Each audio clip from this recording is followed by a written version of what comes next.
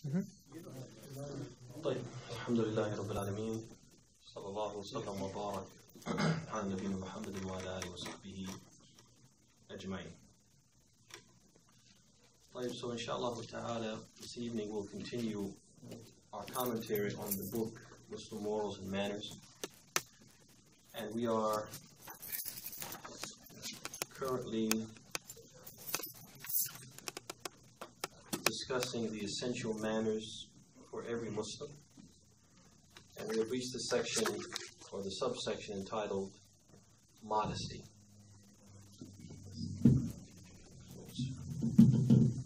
There we go. So inshallah ta'ala we'll mention some of the objectives for this section. And the first objective is that we'll be able to cite definitions. Cite definitions provided by scholars for modesty in Islam. So what if the scholars said constitutes modesty in Islam? We'll be able to cite that, provide some of those definitions. The second objective, we'll be able to mention some of the ahadith which indicate the importance and virtue of modesty in Islam. We'll be able to mention some of the ahadith which indicate the importance and virtue of modesty in Islam.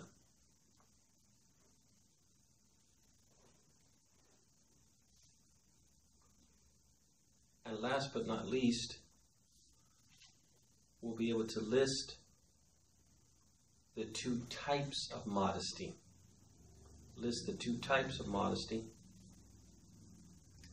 distinguish between them, and provide examples of each. List the two types of modesty, distinguish between them, and provide examples of each. So two types of modesty, distinguish between them, and give examples of each one. Right? Alright, let's start with the first objective, and that is modesty defined. Wa alaikum salam wa rahmatullahi wa barakatuh. Right, al-Asfahani, who has a book called Mufradat al-Quran al-Kareem, he gives a definition for al-haya, modesty, and he says, al-haya انقباض النفس عن القبائح وتركه لذلك. So what does that mean? He says modesty is to restrain oneself from abominations. Modesty is to restrain oneself from abominations.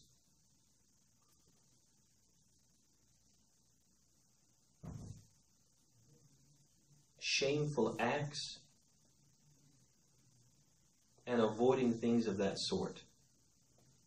So he says modesty is to restrain oneself from abominations and shameful acts and avoiding things of that sort. That's modesty.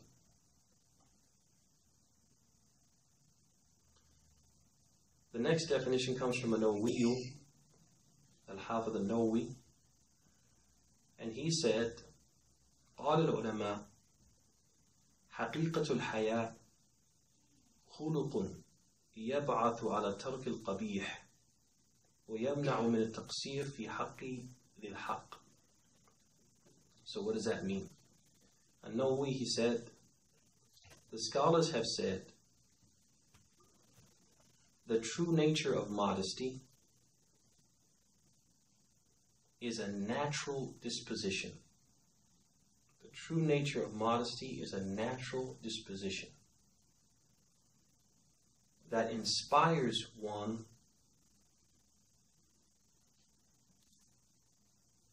to forsake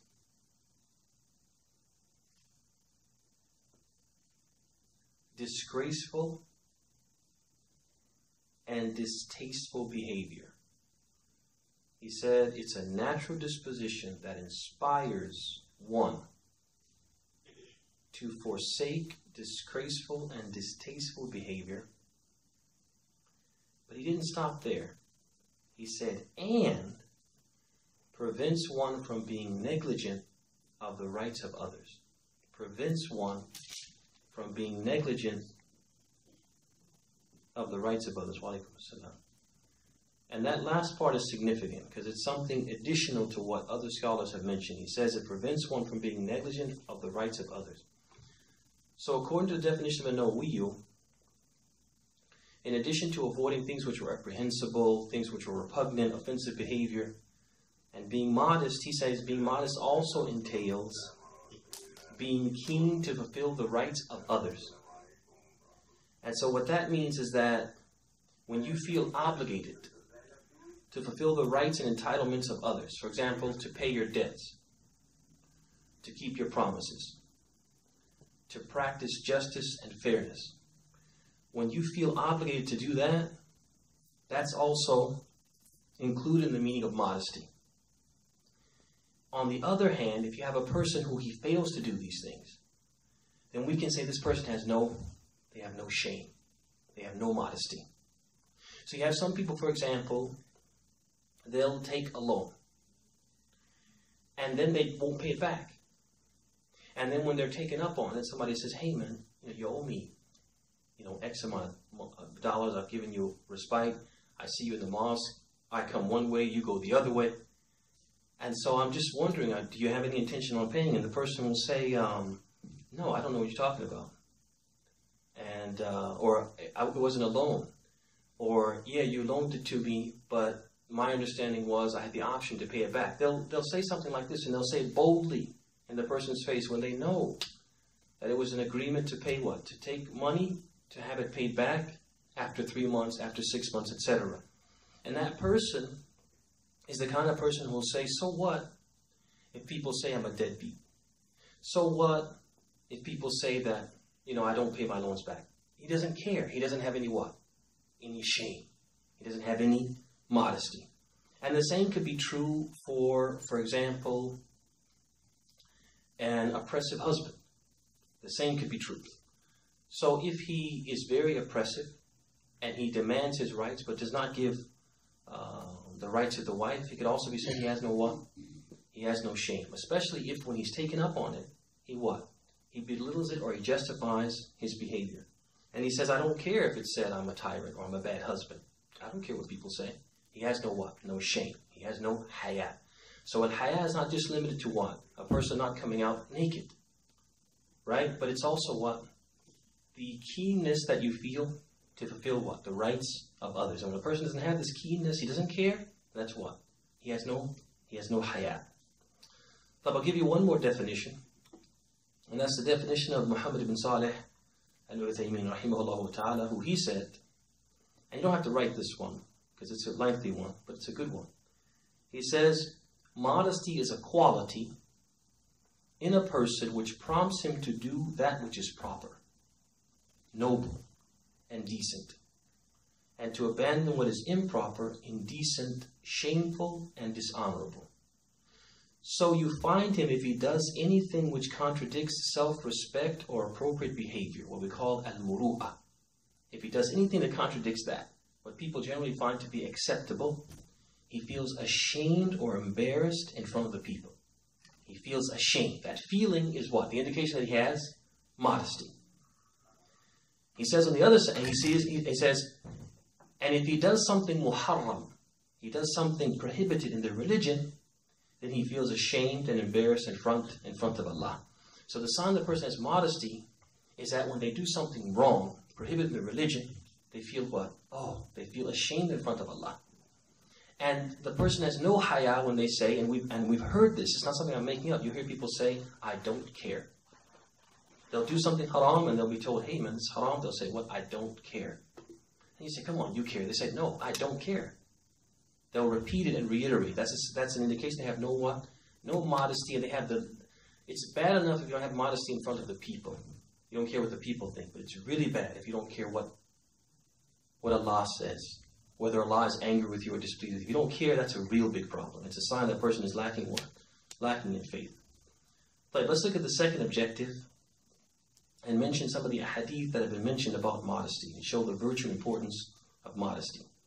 The first one mentioned was collected by Bukhari and Muslim on the authority of Ibn Umar, who mentioned that the Messenger of Allah sallallahu alaihi wasallam, he passed by a man from the Ansar. And this man was admonishing his brother about his bashfulness. It was as if he was telling him, hey, you're too shy. You're too modest. Man up. Man up. Come on, man. So he's telling him that basically he's too shy, he's too modest. Modest is a bad thing. It's not, it's not a good quality. You need to stop being like this, etc. He's admonishing him. So the Prophet ﷺ, he heard this and he interjected and he said, Da'hu, فَإِنَّ الْحَيَاءَ مِنْ الْإِيمَانِ. He said, leave him be, for modesty is from faith. Modesty is from faith. In another hadith, also collected by Bukhari and Muslim, on the authority of Abu Hurairah, the Prophet said, Al-Haya shu'batun min iman. He said, modesty is a branch of faith. Modesty is a branch of faith. We have another hadith, collected by Bukhari and Muslim, on the authority this time of Imran ibn Hussein, that the Messenger of Allah sallallahu alayhi wa sallam, he said, Al-Haya la ya'ti illa bi khair. He said, modesty does not bring about anything but good. It does not produce anything but what? Goodness. In another version of the same hadith collected by Muslim, he said, Al-Haya khairun kulluhu. Or he said, Al-Haya kulluhu khair. He said, shyness is goodness in the complete sense. In another version or another wording, he said, modesty, every bit of it is good. So modesty what? Is always what? Is always something good. Assalamu alaikum. How you doing, man? How you doing? How you feeling? Gee, did you put on my one? No. Okay, inshallah. Allah is a khair. But one more hadith is the hadith of Abi Sa'id al-Khudri. Abi Sa'id al-Khudri, in which Abu Sa'id al-Khudri, now he's going to describe the modesty of the Prophet himself. He gives a description of the Prophet's modesty. That the Prophet wasn't a person who just talked about modesty, but he was someone who practiced it. He exemplified it. So how did he do that? Abu Sa'id, he said, كان رسول الله صلى الله عليه وسلم أشد حياء من العذراء في خدرها فإذا رأى شيئا يكرهه عرفناه في وجهه. He says, the Prophet was even shyer and more modest than a virgin girl awaiting a proposal behind curtains, which conceal her from sight. When he saw something which he disliked, we perceived it by the look on his face. So the Prophet was even shyer than a virgin girl waiting for a proposal behind curtains. Now, from these hadith, we can learn a few things about modesty, and we'll mention those different points, ala ujala. We'll mention them briefly. The first thing we learn from these hadith is that modesty is a part of faith. And therefore, it's a quality which every Muslim should strive to possess. It's part of faith. And so therefore, every Muslim should strive to be what? To be modest. The second thing we learn is that when a person can take what rightfully belongs to others, deprive them of their rights and rightful possessions, and treat them unjustly, this is an indication that he or she has no shame and lacks modesty, and by extension is lacking in faith. So if a person can take the rights of others, treat them unjustly, and feel what? Perfectly justified. They have what? They have no shame, and they are lacking in faith. Like number 3, modesty is of 2 types. Modesty is of 2 types. The first type is haya'un mahmud. Haya' mahmud. Praiseworthy modesty. Praiseworthy modesty. And the second type, anybody want to take a stab at it and guess? If the first one is praiseworthy, the second will be what? Blameworthy. I said haya'un madmoon. Haya'un madmoon. Blameworthy, modesty. Alright, we learned from the hadith of Imran that the general rule in the original case is that modesty is always praiseworthy and commendable. Because what did the Prophet say in that hadith? He said, Al-haya kulluhu khair. Or he said, Al-haya khairun kulluhu. He said, modesty is what? It's always good. It's always a good thing. It's goodness in the complete sense. So that's the original rule. The general rule is modesty is always what? Good. However, modesty could be what? Blameworthy if it causes a person to do something prohibited or abandon a religious obligation. So a person, if they're modest and their modesty causes them to what? To do something haram or to fail to do something wajib, then that modesty would be what? Madhmoom. It would be blameworthy. An example, first of all, let me prove that to you, because we said it's khair, we got the hadith. What's the proof that there's an exception? The Prophet alluded to this in the hadith in which he said, نِعْمَ النِّسَاء نِسَاء al-Ansari لَا يَمْنَعُهُنَّ الْحَيَاء أَنْ يَتَفَقَّهْنَ فِي الدِّينِ. He said, how fine are the women of the Ansar. They do not allow their shyness to prevent them from learning their religion. Which means that if they did, that would be what? A bad thing. If they allowed their shyness to prevent them from learning the deen, that would be a bad thing. So it's as if the Prophet is pointing to the fact that, look, they're good, they're fine women because what? They don't let their shyness prevent them. But if they did, that wouldn't be what? That wouldn't be good. And they wouldn't be fine women. They would what? They would have some nuqs, some deficiency. So what would be an example of blameworthy shyness? What would be an example? Suppose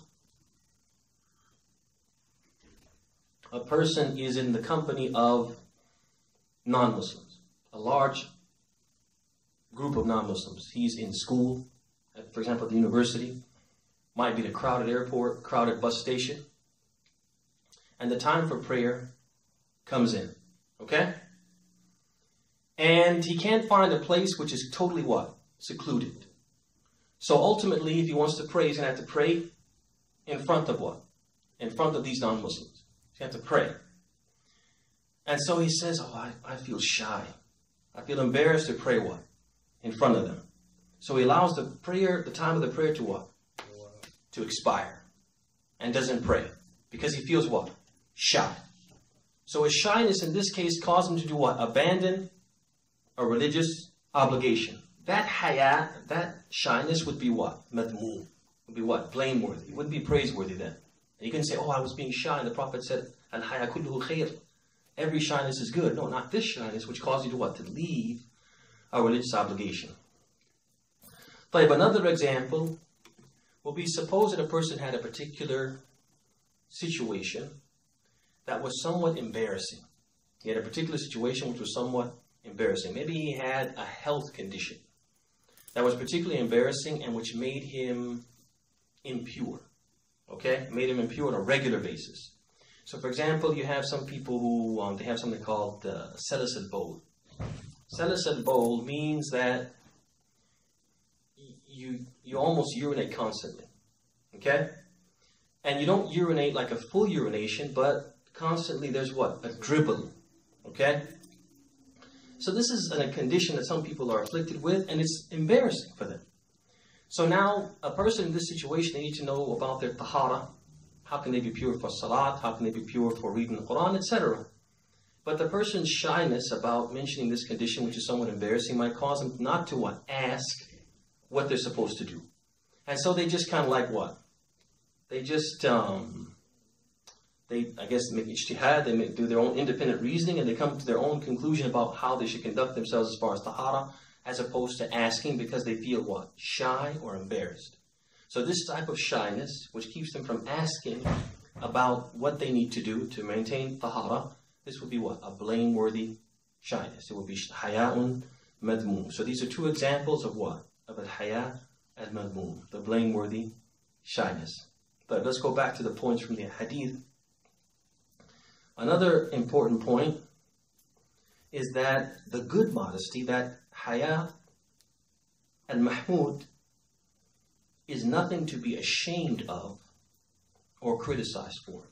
It's not something that someone should feel that I'm modest and I should be ashamed of this modesty. So when I'm in front of my friends and my other companions, then I should what? Act immodest.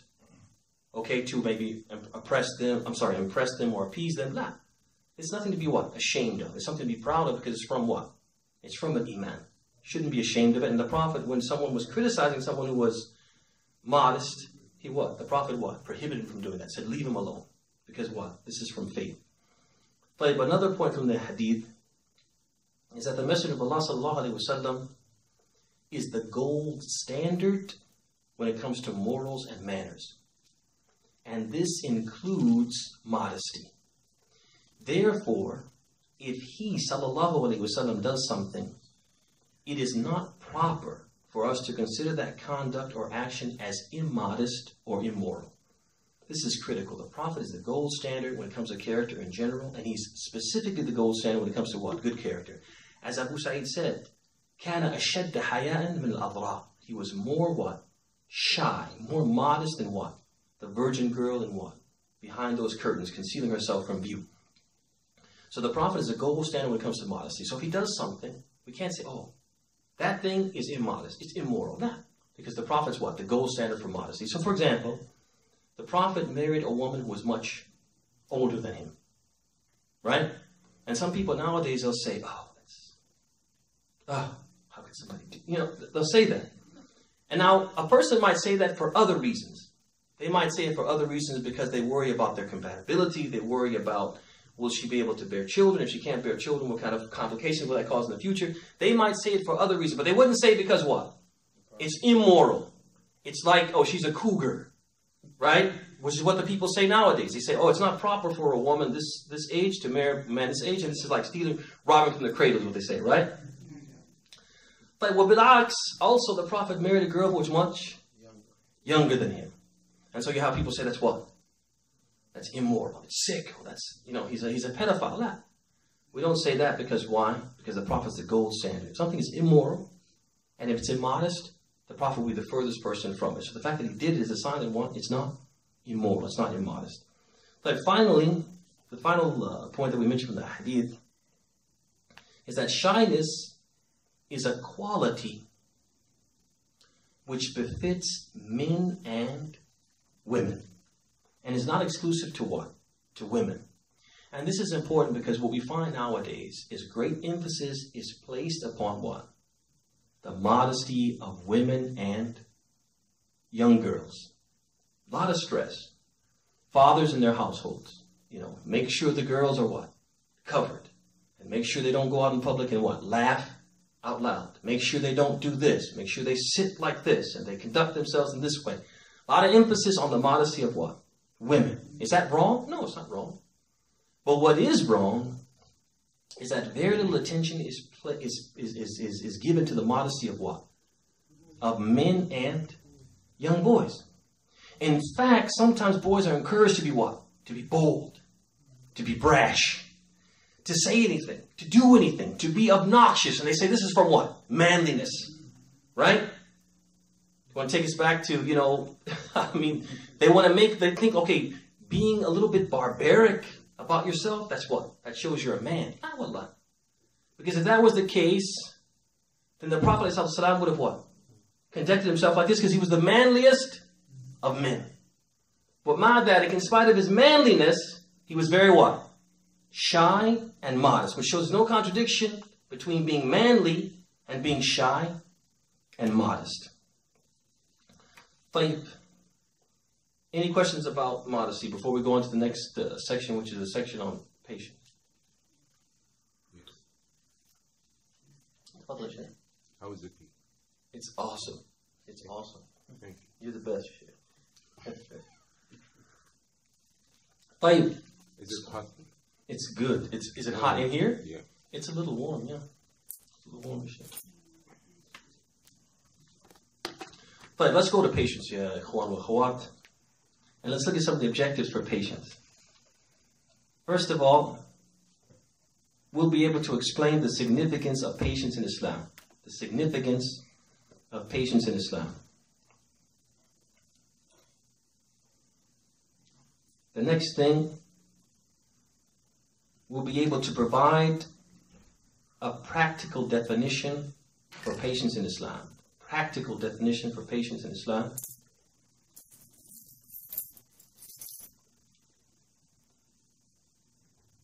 Third objective, we'll be able to provide evidence for the virtue of patience in Islam.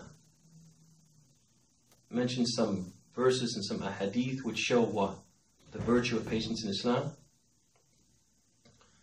And finally, list the types of patience in Islam. Patience is more than one type or more than one form. Okay? All right. Let's start with the first objective, which is the significance of patience in Islam. As-sabru, ya ikhwani. Patience, we translate it as patience or perseverance, either one. As-sabru is an essential quality of a believer. It is the fortress that protects his faith and the pillar that props it up and makes it stand firm in the face of hardship. So patience is like, you guys want to write that? Okay, let me, I'll slow down. Because this, alhamdulillah.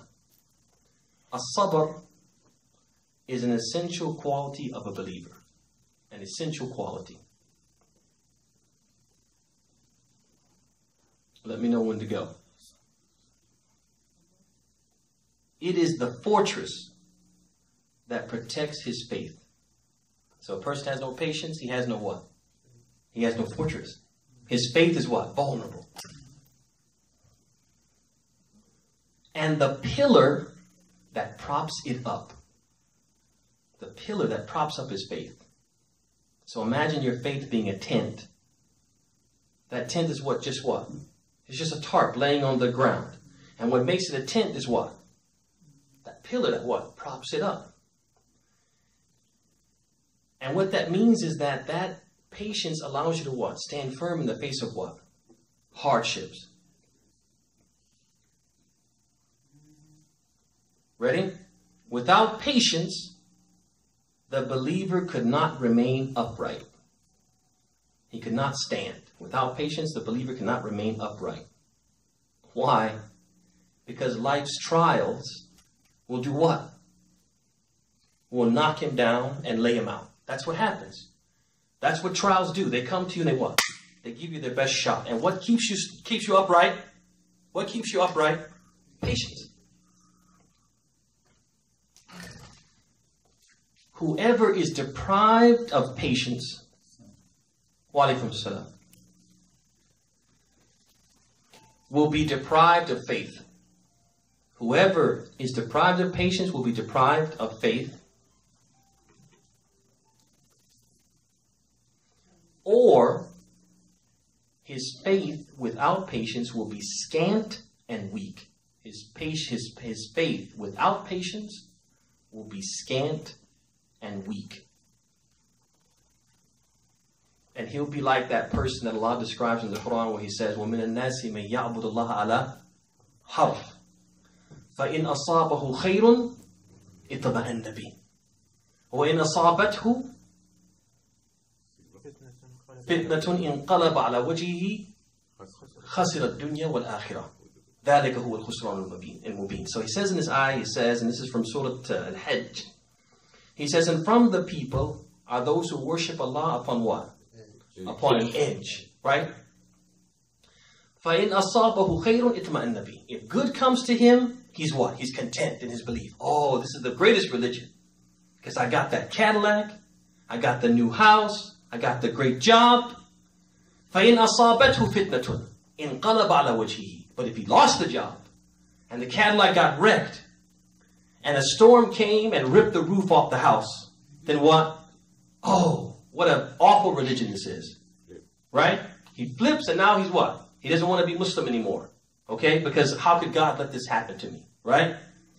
فَخَسِرَ الدُّنْيَا وَالْآخِرَةِ. So he loses both. The life of this world, all those good things he had, and what? And the hereafter from what? Disbelieving after believing. وَذَلِكَ هُوَ الْخُسْرَانُ الْمُبِينُ. And that is the great what? The greatest loss. Okay? So a person, in order to save himself from this fate, he has to have what? Patience. As-sabr. Fine, let's talk about definitions now. As-sabru, in the language of the Arabs, it means habsun nafs. Habs an nafs. It means holding back and self-restraint. But in the Islamic context, it means keeping one's cool, maintaining one's composure, preventing oneself from becoming agitated, preventing one's tongue from complaining, questioning or disapproving of Allah's decree, and keeping one's hands from what? Beating his cheeks and what? Tearing his clothes as an expression of grief and displeasure with Allah's decree. Okay? So that's patience. Patience is what? You keep yourself together, basically. One of the early Muslim scholars, he said, or he was asked to define patience, and he said, it is swallowing something bitter without displaying any signs of distaste on your face. Swallowing something bitter without showing any signs of distaste on your face. Well, I think that's an awesome definition. SubhanAllah. Swallowing something means something from the qadr of Allah. From the qadr of Allah? Not candy or food. No. It doesn't mean if your wife makes the food too salty that you eat it anyway. Well, that is a kind of patience, though. That is a kind of patience. Yeah, because if you complain, she might go upside your head, right? So that is a kind of patience, right? Like, all right. Another scholar, he said, patience is distancing yourself from all wrongs and transgressions, remaining calm when you're engulfed by impossible afflictions. Remaining calm when you're engulfed by impossible afflictions. And listen to this. And appearing to have enough when poverty is a permanent resident in your home. Appearing to have enough when poverty is a permanent resident in your home. SubhanAllah. Yes, SubhanAllah. Which part? The whole thing. The whole thing from the beginning. Okay, so the objectives of patience are... No, I'm just joking. So the last one, the last definition? Yeah. So he said patience is distancing yourself from all wrongs and transgressions.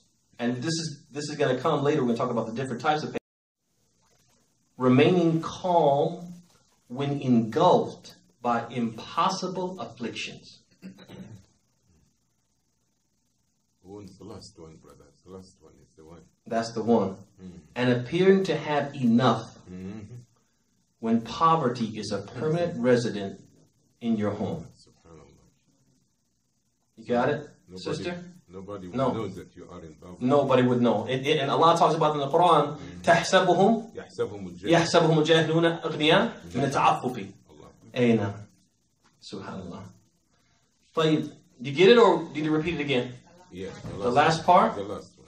And appearing to have enough. Appearing to have enough when poverty is a permanent resident in your home. Green card. Allah musta'an. طيب. All right, let's take some alaykum salam wa rahmatullahi wa barakatuh. Let's take some of the hadith that tell us the virtue of patience. We'll take them ala ujala. What time is it then? Tonight. I know tonight, but what time is she? 9:18. 9:18, okay. Ala ujala. Quickly, we'll take those and close. All right, the first hadith is the Prophet said, وَالصَّبْرُ ضِيَاءٌ. He said, patience is an illumination. It's an illumination. I want you to notice, the Prophet didn't say, وَالصَّبْرُ نُور. He didn't say patience is light. But what's the difference between diya and nur? Nur is like what the qamar gives off. Okay? The qamar. Qamar. Bil-meen. Not with ba. So the moon, it gives off what? Light. But the light is what? It's what? It's what? Cool. It's cool. Nice. It's cool. Okay? But diya is like what the sun gives off. It gives off a lot of light, doesn't it? Hot. It's luminous, but it's what? Hot. It's hot. So both of them have benefit. But in order for you to benefit from the sun, you have to be able to do what? Tolerate, put up with its scorching what? Heat. And that's a sabr. A sabr is beneficial. But you're going to have to what? Put up with something to take its what? Its benefit. Just like when you benefit from the sun, you have to put up with its scorching heat. If you want to benefit from sabr, you have to put up with what? Put up with something. Tolerate something. Bear something. Right? There's a price you have to pay. You don't get it for free. Got it? طيب. So he said a sabr diya. طيب. Another hadith is the Prophet ﷺ, he said, وَمَنْ يَتَصَبَّرْ يُصَبِّرُهُ اللَّهِ وَمَا أُعْطِيَ أَحَدٌ أَطَاعًا خَيْرًا وَأَوْسَعْ مِنَ الصَّبْرِ. He said, whoever strives to persevere, Allah will grant him patience. And no one is granted a gift superior to or more comprehensive than patience. May Allah give us a sabr. Ameen ya Rabbal Alameen. Which one? The last hadith? Whoever strives to persevere, Allah will grant him patience. So he strives to be patient and Allah will do what? Give it to him. But he has to make some what? Some effort first. And no one is granted a gift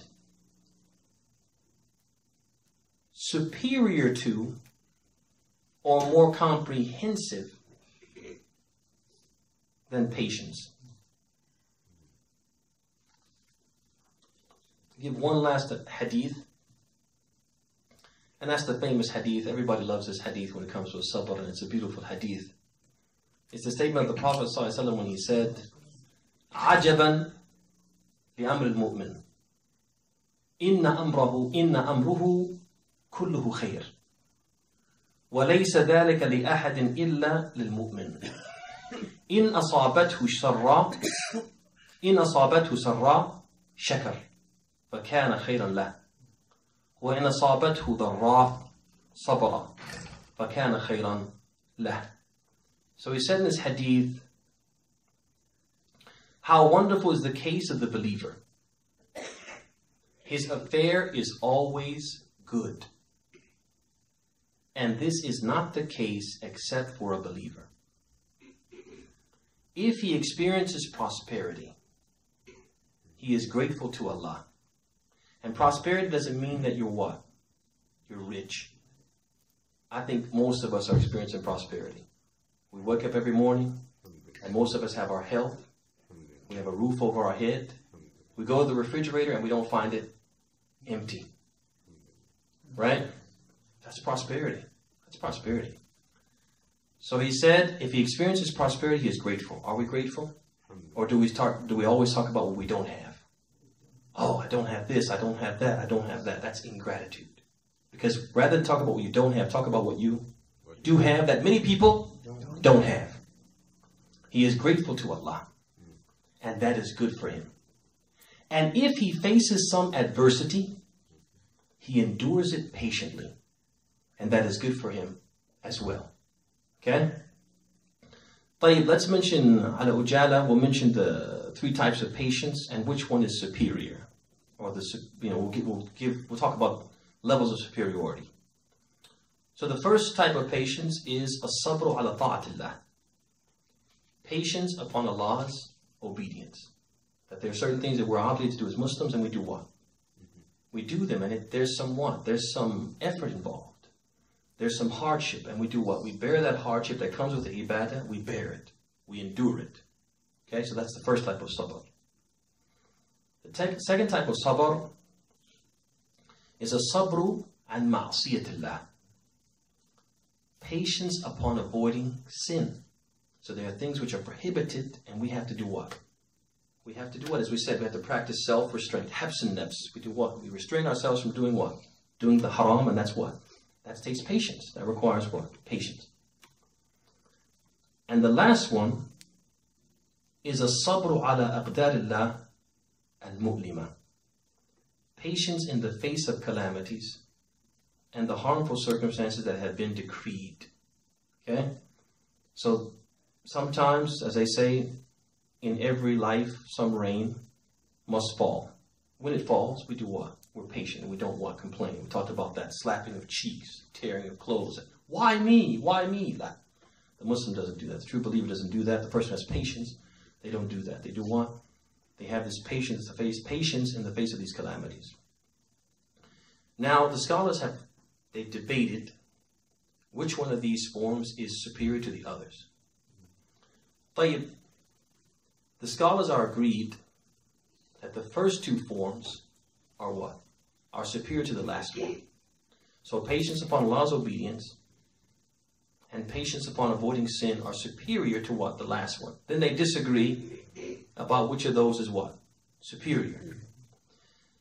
But according to many of them, among them Ibn Rajab, they say the best form of patience is the patience that one manifests when they are fasting.